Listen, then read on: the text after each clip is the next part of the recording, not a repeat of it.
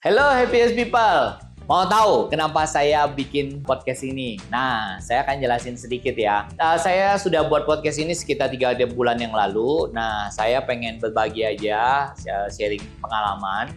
Kenapa sih saya bikin podcast ini? Pasti penasaran dong, pengen tahu kenapa saya buat podcast ini. Sebenarnya podcast ini saya mau membuat sebenarnya buat untuk kayak journey pengalaman aja sih. Sharing pengalaman saya. Kenapa? Karena dulu saya banyak banget bikin kesalahan-kesalahan dalam hidup maupun dalam bisnis saya gitu loh.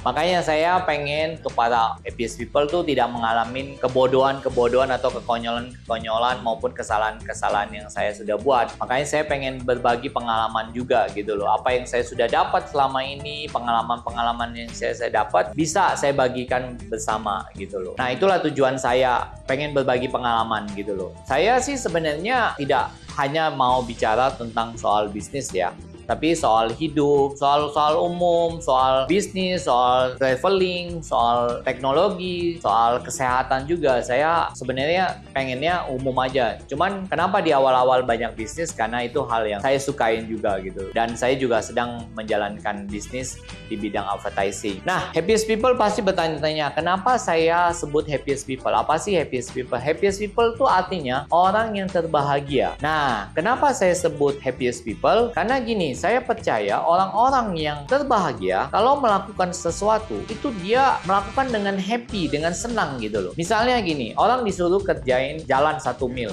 dia jalannya 3 mil. Dan orang kalau yang terbahagia di dunia itu orangnya kalau ngerjain sesuatu meskipun itu bikin capek, tapi besoknya dia udah balik lagi seperti biasa tenaganya.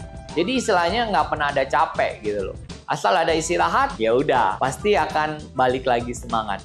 Nah, begitu juga lah saya harapin Happiest People, kamu yang nonton podcast-podcast saya yang saya buat, kamu juga bisa jadi orang-orang yang terbahagia. Ya sama, saya juga mengalamin, saya juga ngerasa saya orang berbahagia. Ya saya berharap dengan bahagia saya di bumi, suatu saat di surga pun saya akan berbahagia. Demikian Happiest People, semoga podcast ini berguna buat kamu dan juga menjadi inspirasi buat hidup kamu semua.